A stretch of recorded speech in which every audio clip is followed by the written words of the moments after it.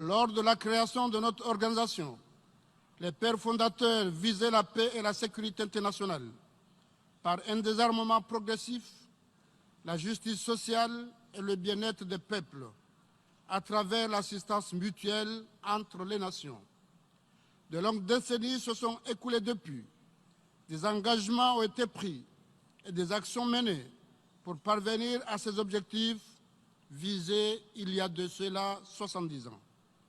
Aujourd'hui, force est de constater qu'au-delà de ces objectifs classiques, de nouveaux enjeux et défis se sont imposés à notre monde et interpellent les dirigeants que nous sommes tous pour revoir nos politiques, nos stratégies et assurer aux générations présentes et futures ce que nos prédécesseurs ont voulu garantir en créant cette organisation.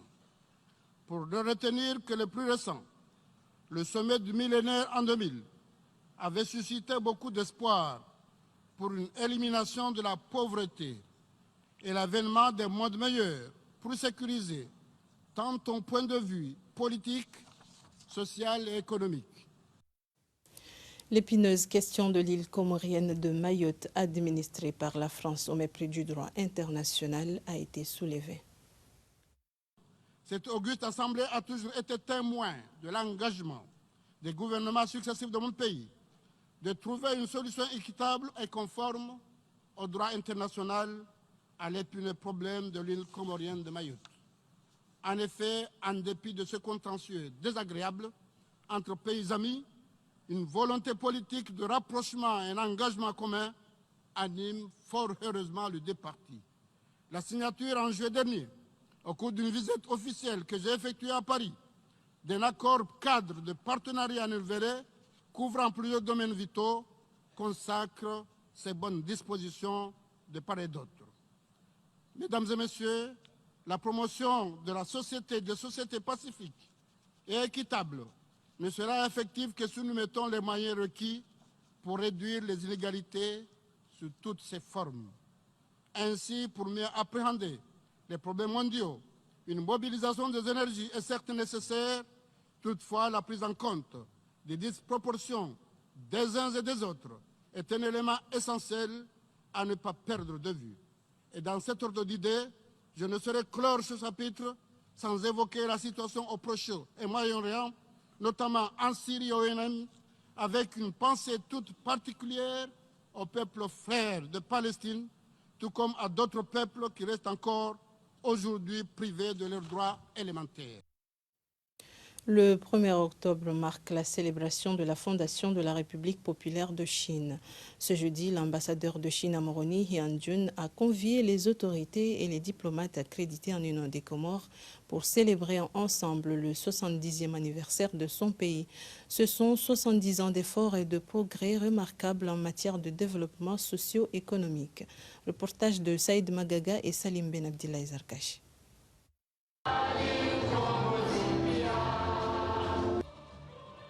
Le retentissement des deux hymnes nationaux ont marqué l'ouverture de la cérémonie. Les autorités nationales et les représentants diplomatiques accrédités au pays ont participé à cet événement à double caractère, moment de retrouvailles et de renforcement de la coopération bilatérale.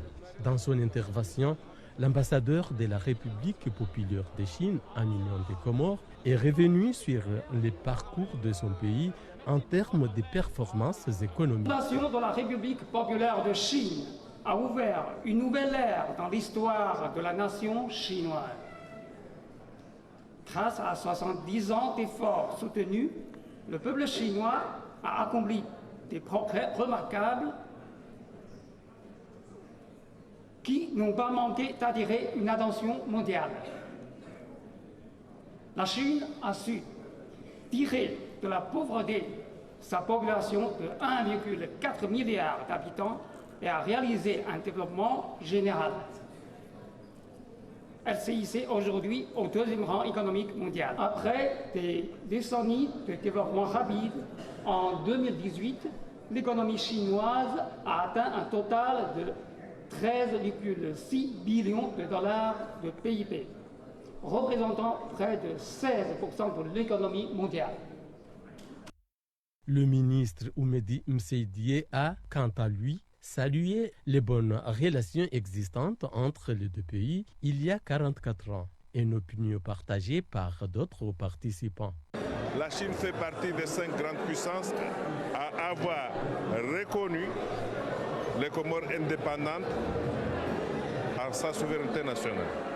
Mais deux, la Chine fait partie, pour ne pas dire que c'est la première puissance mondiale à avoir implanté une ambassade ici aux Comores. 3, sur tous les plans de la coopération bilatérale, la coopération donc entre la Chine et les Comores est ascendante sur tous les plans. C'est une présence marquée du sceau de la fraternité. La Chine est beaucoup engagée dans notre pays, dans énormément de secteurs. D'abord dans le secteur des infrastructures. Comme vous le savez, bientôt nous allons inaugurer le stade international, le stade olympique. Nous avons les palais du peuple et d'autres infrastructures. Et puis, en plus de ça, la Chine est un pays qui forme énormément de nos jeunes, des médecins, des ingénieurs, des diplomates, etc. Où le peuple comorien se joint au peuple chinois pour célébrer une belle fête. De Mao Zedong jusqu'à Xi Jinping, l'anniversaire de la fête nationale chinoise est célébré le 1er octobre. L'ambassadeur de la République populaire de Chine en Union des Comores, He Yanjun, a lancé les festivités ce jeudi à Moroni. Après le partage du gâteau, l'heure est à la danse traditionnelle. Des jeunes Comoriens et Chinois se sont succédés pour des démonstrations culturelles. Rencontre ce jeudi à Moroni entre les responsables de l'Agence nationale des médicaments et des évacuations sanitaires et les représentants du syndicat des pharmaciens. Au menu des discussions, une note de la direction de l'ANAMEV interdisant les importations de médicaments sans leur autorisation. Reportage de Sofia Hassani et Mustafa Boubacar. Les pharmaciens n'ont pas droit à l'importation des médicaments sans l'autorisation de l'Agence nationale des médicaments et des évacuations sanitaires. Cela a provoqué une réaction de la part de l'ensemble du syndicat des pharmaciens. Pour ces derniers, les pharmaciens ayant une autorisation du ministère de la Santé devraient avoir le droit de travailler en toute liberté afin de subvenir aux besoins sanitaires des citoyens. Ce qui s'est passé, c'est qu'il y a eu une note qui émane de cette direction, de la direction de l'ANAMEV, interdisant à tous nos fournisseurs de nous faire parvenir des médicaments ici aux Comores sous réserve d'une autorisation supplémentaire auprès de l'ANAMEV. Donc nous, ça nous a un petit peu interpellés en tant que syndicat national des pharmaciens d'officine, puisque toutes les pharmacies privées, en tout cas celles qui sont homologuées, dont les pharmaciens sont inscrits à l'ordre des médecins, nous sommes en ordre légalement. Et nous avons une autorisation d'exercice qui nous permet d'importer des médicaments. Donc le but de cette réunion aujourd'hui, c'était de rencontrer les autorités, nos autorités de tutelle, le ministère de la Santé, mais aussi l'OMS était présent, l'Organisation mondiale de la santé, pour essayer de trouver un terrain d'entente pour que les pharmacies qui sont légales, qui sont en règle, qui sont dans le droit, puissent continuer de travailler normalement et que nous ne soyons pas pénalisés par rapport à nos commandes. Comme vous le savez, nous n'avons pas de grossistes aux Comores, nous n'avons pas d'industrie qui fabrique des médicaments. Donc nous devons absolument passer par l'étranger. Nous commandons essentiellement nos médicaments en Europe, en France précisément. Et donc le but de cette réunion aujourd'hui, c'était de trouver un terrain d'entente pour que nous, pharmaciens, en tout cas les pharmaciens agréés, puissions continuer de travailler dans des conditions à même de pouvoir continuer de dispenser, de délivrer des médicaments à nos patients de manière correcte. Quant aux responsables de l'ANAMEV, c'est pour des raisons de précaution et de lutte contre les pharmacies illégales, mais surtout pour la protection de la population qu'il exige un tel contrôle.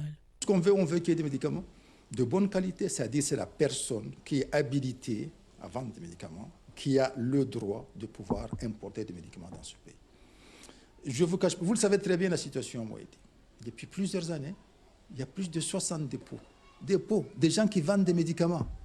En juin. Mais dans beaucoup même ici, il y a des dépôts en Gazidia, mais il y en a peu. À peu près, je pense qu'en juin, il y a des pharmaciens reconnus, il y en a 4.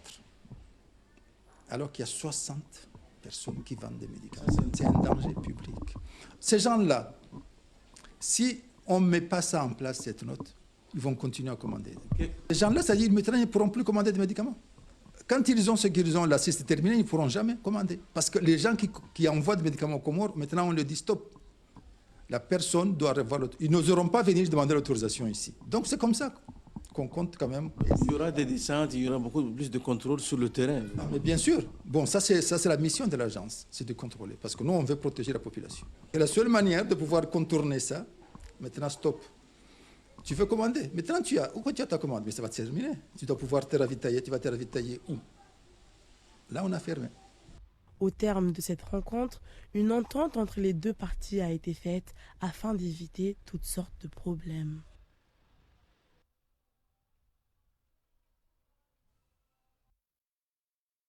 Le manque de matériel adéquat au laboratoire de Fomboni compromet les analyses, une situation pour le moins inquiétante.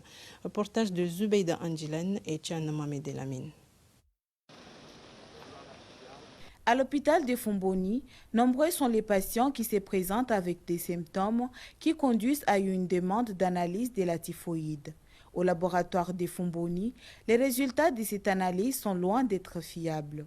Avec un manque d'appareils appropriés pour détecter cette maladie, beaucoup de patients sont probablement traités, mais pas avec le traitement de la maladie qui les touche. Il y a deux risques qui ne sont pas négligeables. Premièrement, c'est le risque du fait que le patient ne va pas guérir. Si le patient souffre du paludisme et nous, on le traite de la fièvre typhoïde, cela veut dire qu'on lui met des antibiotiques, on fait une antibiothérapie. L'antibiothérapie ne guérit pas le palu. Le palu, c'est autre chose, c'est un parasite. Donc, on met des antiparasitaires. La deuxième chose, le plus grand risque, c'est de créer des résistances. Parce que là, si le patient souffre du paludisme, tu traites comme étant une fièvre typhoïde, tu seras obligé de lui mettre des antibiotiques. Le laborantin du centre hospitalier régional de Fomboni est conscient de cette situation. Malgré cela, il continue quand même de servir pour la population. Ce dernier n'aménage aucun effort pour parvenir à obtenir des résultats fiables pour la population moylienne. C'est la coproculture qui peut confirmer que le patient a la maladie. Mais avec le moyen que nous avons, on n'arrive pas à aller jusqu'à faire ça parce que ça demande beaucoup de moyens. Nous, on se limite sur le premier test. On demande des compléments de matériaux que nous avons. Donc, mais quand même, on essaie de faire nos mieux sur ce qu'on peut le faire. La fièvre typhoïde est une maladie dangereuse en cas d'absence de traitement. Il est donc important de renforcer les mesures d'hygiène en lavant fréquemment les mains et à être vigilant par rapport à l'alimentation, surtout pour les produits importés.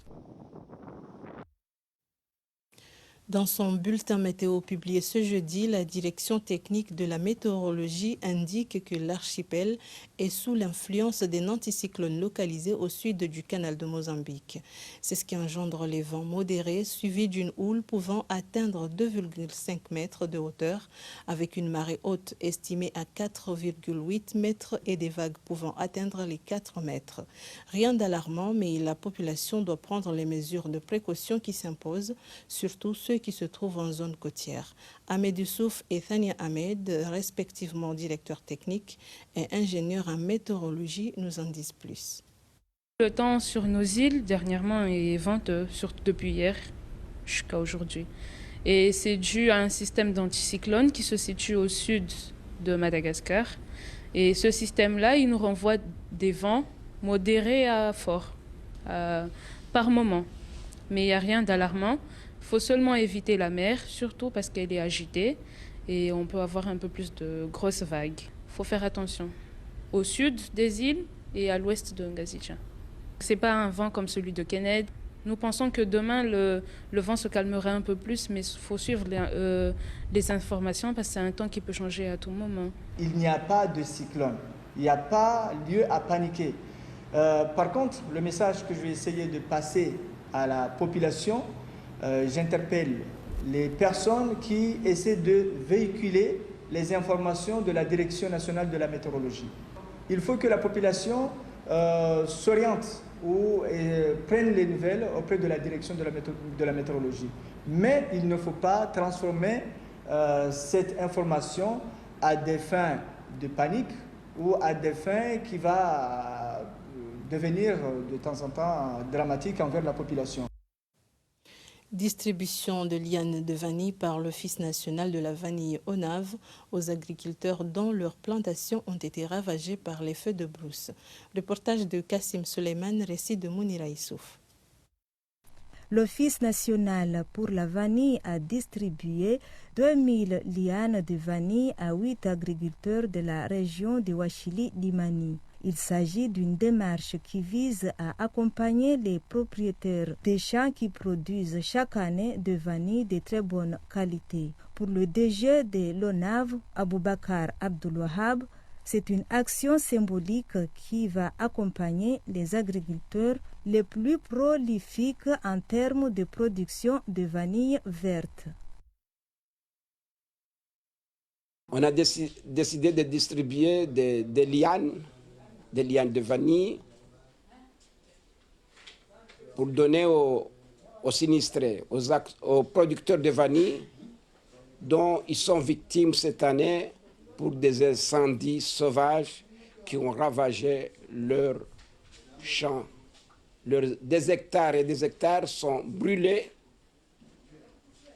partout, surtout ici à Grande Comore. Donc nous avons décidé d'aider ces gens-là, de distribuer des lianes pour qu'ils recommencent à nouveau pour cultiver. Nous avons choisi 8 personnes de 4 régions pour distribuer 2000 lianes d'une valeur de 800 000 francs. L'ONAV compte généraliser cette opération dans les autres îles car de tels sinistres arrivent un peu partout à cause de feux de brousse.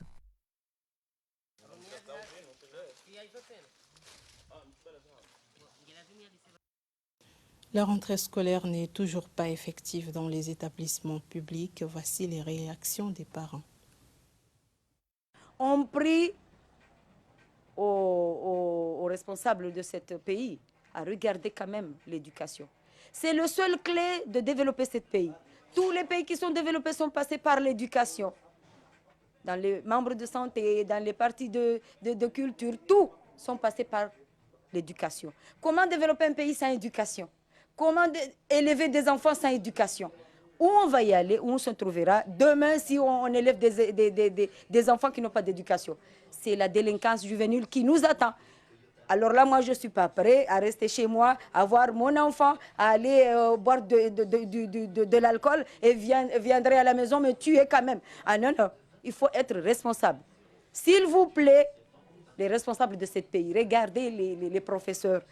Ils ont droit de manifester. Ils veulent manger, ils veulent faire les programmes de la maison pour leurs femmes et leurs enfants, pour qu'ils soient tranquilles à venir éduquer nos enfants. On ne peut pas nous tous envoyer des enfants au privé. On est des pauvres. Il y a des pauvres dans ce pays qui vraiment souffrent. Vraiment qui souffrent. Là, on ne peut pas faire tout. On est seul. Il y a des mamans qui élèvent toutes seules leurs enfants. Ils ne peuvent pas aller au privé avec des enfants, 4 enfants, 5 enfants. Comment faire? Une femme qui ne travaille pas aux Comores, qui n'a pas de soutien à la famille, il va crever avec ses enfants. C'est la délinquance après. Et on a peur de ça. S'il vous plaît. Porté disparu depuis le 22 septembre dernier, Afretan Abdou, huissier de justice natif de Miron-Sinzouani, a été retrouvé mort ce jeudi. Il a été enterré en fin d'après-midi. Reportage ORT Sinzouani. Le corps magistral du tribunal à Mitsamidou est en deuil suite au décès d'un de leurs. Il s'agit d'Afretan Abdou, porté disparu depuis 5 jours. Son corps inanimé a été retrouvé dans la forêt entre Pati et Koki. La sécurité civile COSEP a intervenu tardivement car elle n'était pas informée de la disparition, nous a confirmé un des agents de COSEP. Le corps sans vie est conduit à l'hôpital de Rombo pour une autopsie afin d'identifier les circonstances ou les raisons du décès de ce jeune huissier. L'entraînement de ce jeune de 29 ans a eu lieu dans son village natal, Mironti, l'après-midi de ce jeudi.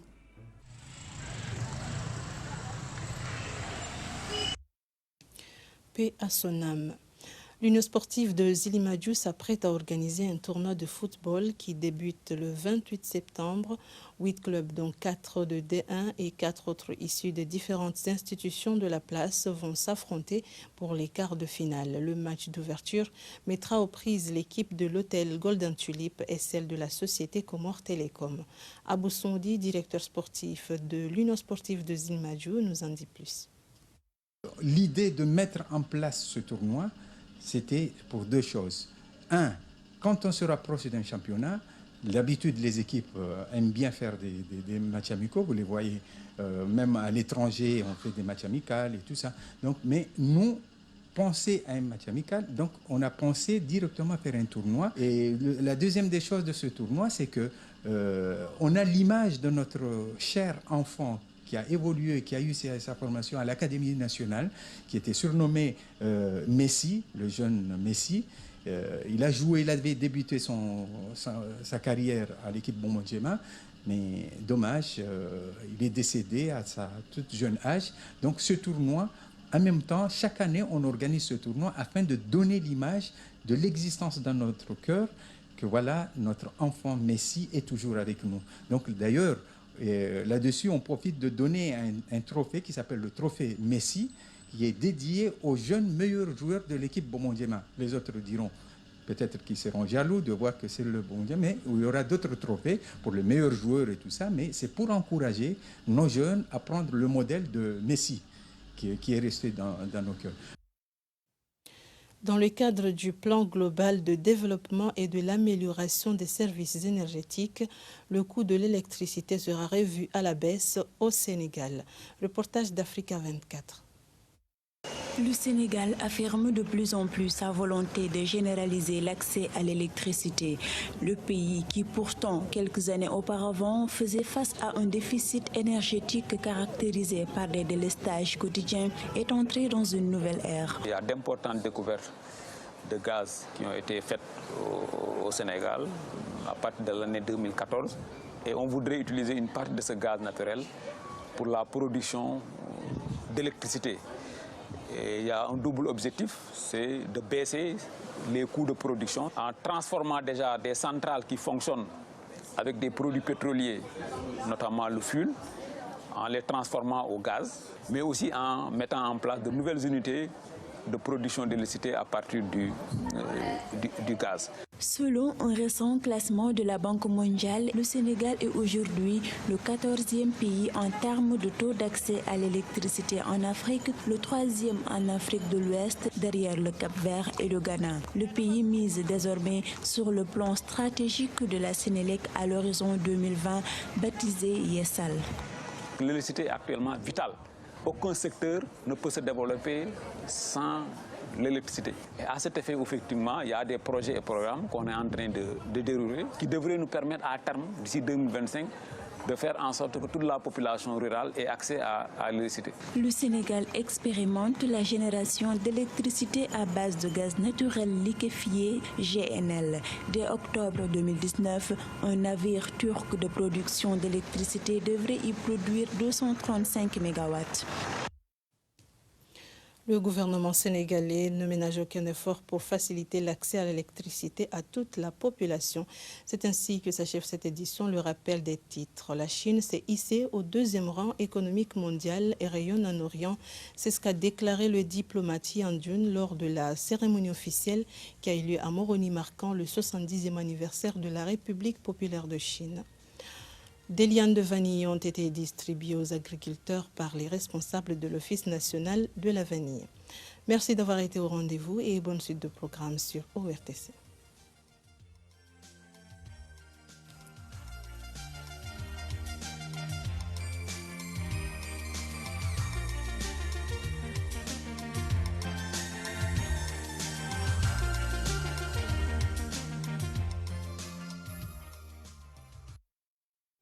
ORTC, c'est la pub.